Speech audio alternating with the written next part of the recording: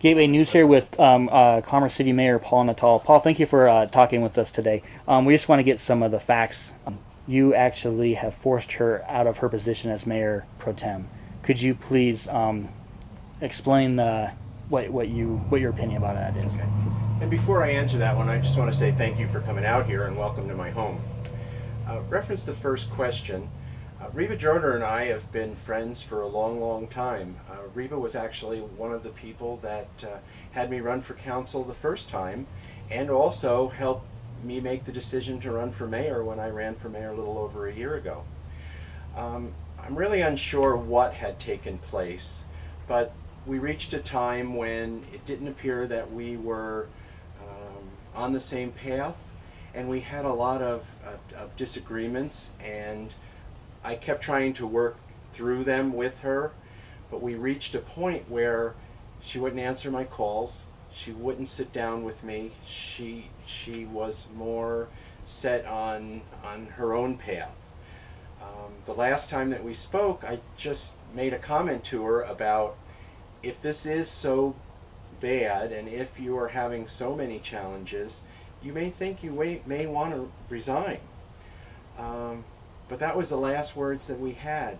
Approximately 4 weeks later, she came to council, didn't let anyone know she was going to make the statement, and she did an absolutely wonderful resignation letter.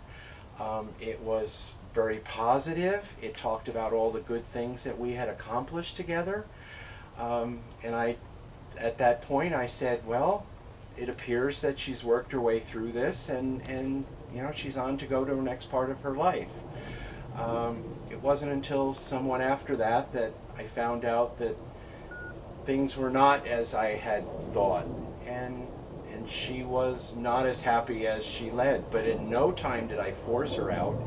I offered that up to her, and had she never come back and resigned, she would be Mayor Pro Tem right now. Very good. Paul, it has been stated by the recall committee that you made the statement, "It is good to be king." Can you please address that? Okay. That's actually a statement out of a Monty Python movie, and it kind of out of context. They took the one line from Monty Python and put that on, but the reason was because there was a letter in one of the local papers that talked about dethroning the king and queen. And that's the first time I had ever even heard that term. And boy, being the mayor is absolutely nothing like being a king or being royalty. It's the furthest thing from my mind. The only thing that we want to do on council is to work together as a team. And the mayor is just part of that team. He's one of 9. Are you saying that it was taken out of context? You were maybe being sarcastic? I was being very sarcastic. It was a great scene from a Monty Python movie, and he used it the same way in that movie. Very good. The recall has made a statement that you have actually violated the charter by getting directly involved in the hiring or firing of city employees. Can you please address this? No, that is so untrue. The charter completely separates out the council and what the city manager does.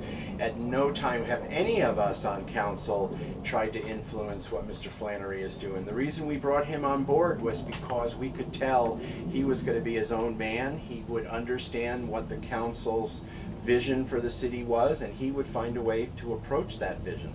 Very good. The recall effort has made the statement that why are we as a city council not making moves to basically accommodate for the economic downturn? Why are we spending money on silly things such as dog park, China, consultants? Can you please address this? Oh, I'd love to address that. Just a few weeks back, Roger Tinklenberg gave a good snapshot of where our city is right now. And yes, there are economic downturns going on right now nationwide, not just in our city. And presently, the money coming in is paying for the money going out. We are not doing anything extravagant.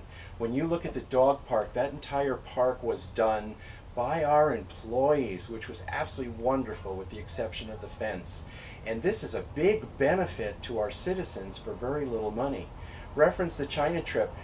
The UN came to me to ask for me to represent Western mayors of our section out of the Denver area, which I think was a wonderful point to say Commerce City has been recognized as a coming city in the Denver metro area. That entire trip, which was 10 days long, cost the city approximately $600. Very little cost for a very big impact that we're going to have. We have got many contacts already due to this trip, and we will see a return on that $600. Paul, has been stated by the recall committee that the new city manager's office cost the citizens $80,000. Can you please address this? Okay. First thing I'd like to say is this wasn't exactly a new office. What we did was bring the office back to the way the original plans were. The actual cost on this was $54,000, not $80,000, and it was a cost that had been approved by the entire council. Very good. Thank you. The last one would be a comment by the recall committee, basically wasting money on consultants as far as in the context of council norms, a document that was just released to the public about what they are calling common sense ideas that everybody, especially politicians, should already have. Can you please address this? Oh, I'd love to. It's funny, as soon as people say, oh, that should be common sense, you know, common sense, when you look around the world today, common sense is not that common. Everybody, a lot of cities will use consultants to help them get through some times or get through some topics that they really don't have the ability or the capability of handling by themselves. The little bit of money that we invested to have somebody help us work through these norms is going to bring a big result to us. It's going to make the council work better together. We've seen some small little victories already just since that time. This is going to be really good. And it really helps the council realizing that we're a body of 9. Not one of us is the council. We're all the council. Thank you very much for your time, Paul. I have one last request of you. Okay. Would it be possible, if any citizens do have questions about the recall, can they contact you, and are you open to any kind of open conversations with any citizens? Yes. I would be willing to talk to anyone, and I've had people call and ask me some of these questions. My phone numbers are all out there. I have an email address if they don't want to talk directly to me. I'm even willing, I've had requests from some of the HOAs and some of the neighborhood groups to come down and answer questions, not just on the recall, but what the city does on a whole. I am more than willing to meet with any groups or talk to people one-on-one or as a group. I have no problem at all. Thank you very much, Paul, for your time. Okay, thank you for coming.